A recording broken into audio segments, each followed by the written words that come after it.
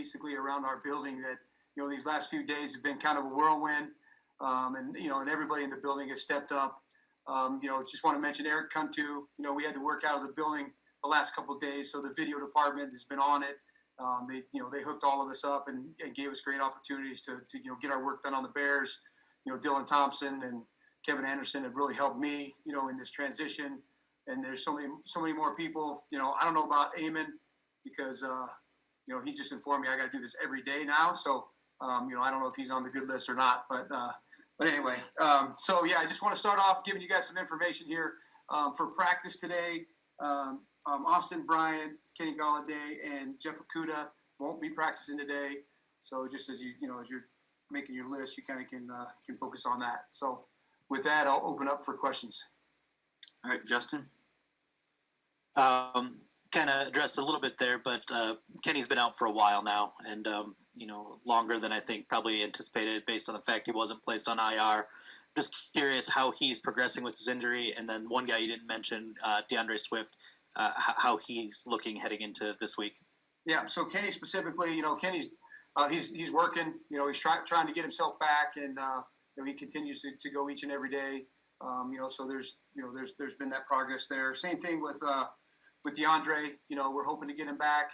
We're gonna kind of start working it back into practice again, and we'll just see how it goes at the end of the week. So basically, if I didn't mention them, that's kind of the progress. Justin is trying to get him back, taking it all the way up to game time and see how they progress.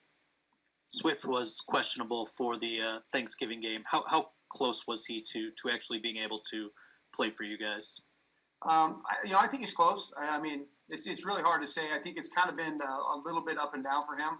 So each day is a little bit different as we come in. So what we do is we take him through progress him so far, take him through it, and then see the next day how he reacts to it. So some days there's a step forward, and some days you have to I got to stay here at this level, and we'll continue to work from there. Tim. Hey, Darrell, thanks for taking the time. Sorry you have to do this every day. Hey, I was just curious. You said this weekend when we talked to you, or maybe it was Monday, that it was hard to get a reaction from the guys via Zoom and just get a feel for the energy or whatever. I'm curious, how did the meetings go this morning, and did you kind of get a better feel of how the guys have come back ready to roll? Yeah, Tim, I appreciate you asking that, because, I mean, this meeting today I felt like was one of the most important ones that I was going to do, and I enjoyed it. I thought the guys reacted well. I was happy. Obviously happy to see them face to face. I could feel energy. There's excitement in the room. Hopefully I did a good job speaking to them. But really my message to them was about perspective and changing our perspective and turning that thing forward. There's no rearview mirror. We're looking forward. We're moving ahead, and we're straight dialed in on Chicago. So that was my message. Thanks, sir. Chris. Hey, Darrell. I guess just out of curiosity, have you ever been in defensive meetings on a full-time basis at any point in your career? Or is this totally new for you to be doing that? Well, the only thing is when I went down to 2 years ago when I was out and I went down to Atlanta with Dan Quinn down there, I did ask him to spend some time on the defensive side. So I did go in those meetings, but that's been the extent of it. So I was there for 2 weeks and spent most of my time in the defensive meeting. So kind of a different breed on that side of the ball, and it was fun to be in there. So it at least gave me some, an insight into what that would look like. And I did start in the defensive meetings today when we broke. Just wanted to make sure I addressed those guys in that room, and it was good. And then I went back to our side. I know you said you're going to let Corey handle most of it on that side of the ball, but how jarring is that experience to be sitting in on those meetings now and to have a hand in at least overseeing the game plan if you're doing that? Yeah, I mean, it's fun to be in those meetings. Like I said, they're different guys over there. The mindset of defensive players and offensive players are different. So it's fun to be in there. But, like I said, early, I have a lot of respect for Corey. And we've, from the day that he walked in here, I felt like we almost had an immediate kinship anyway. And so our conversations have been great. They've been easy. They've been free flowing.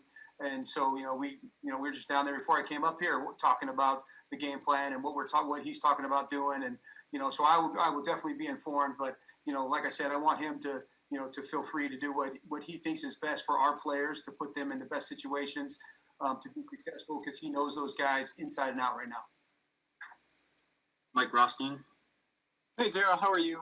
Sorry you can't see me today. I'm in a car. First, with Kenny Golladay, he did practice and then didn't the last couple of weeks. So was he suffering setbacks then each week? Was that what was going on there? Or were you guys trying different things to kind of see where he was? Yeah, Mike, I appreciate the question. I'm not going to really get into exactly what he was doing, but we're pushing him. I think he's pushing himself. And like I said, it's a day in, day out thing where we monitor it. We push him to a certain level. The next day, see how that level, the body reacts to it. And then we come back the next day with, and go from that plan that day forward. So, there's always, I don't know if you want to say setbacks. I wouldn't use that word. I would just say that, you got to see how the body reacts the next day. And with DeAndre Swift, it was never clear exactly how he ended up with the concussion. Can you shed some light on what happened there? I really can't, to be honest with you, Mike. I can't shed any more light onto that. And, it's just something that we're continuing to work through. And he's doing everything that he can here in the building. I know the game's important to him. I know he wants to be out there with his teammates, and he's working hard at it. And just at corner, you guys are in a pretty tough spot now with Trufant going on IR and obviously Okuda at least questionable, it would seem like, for this week.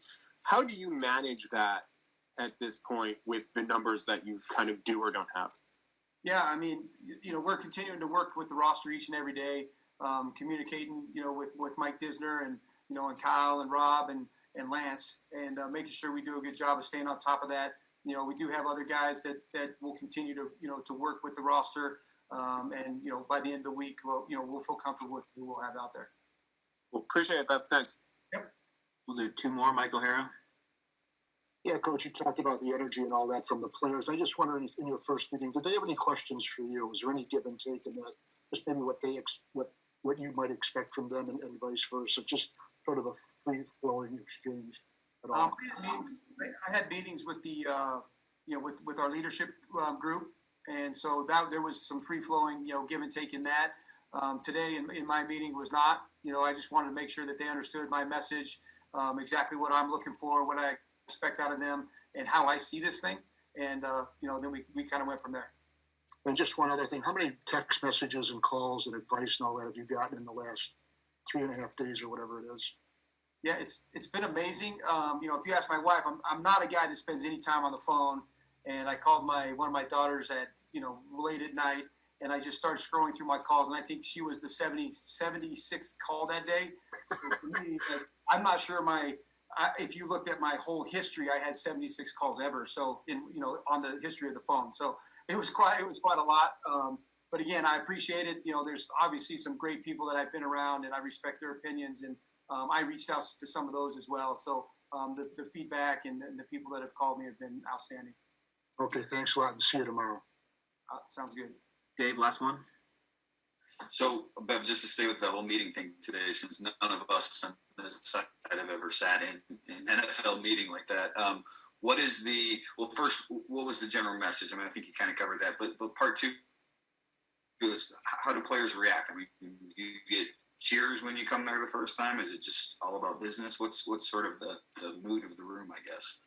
The mood of the room, I thought there was a buzz in it, because there was some difference in the room as well. I mean, the room was set up a little bit different, and then how I started the meeting was a little bit different. I don't want to get into everything, because I do feel like there's some sanctity of just some of those team meetings, but the message was, our perspective. I wanted their perspective to change. I wanted them to understand what my perspective was and what our perspective would be going forward. So that was the main word and of the day. And I was quick. I think it was about 8 minutes that I went in there, and I enjoyed it, and I think they did as well. But you'll probably have to ask them for their reaction on it.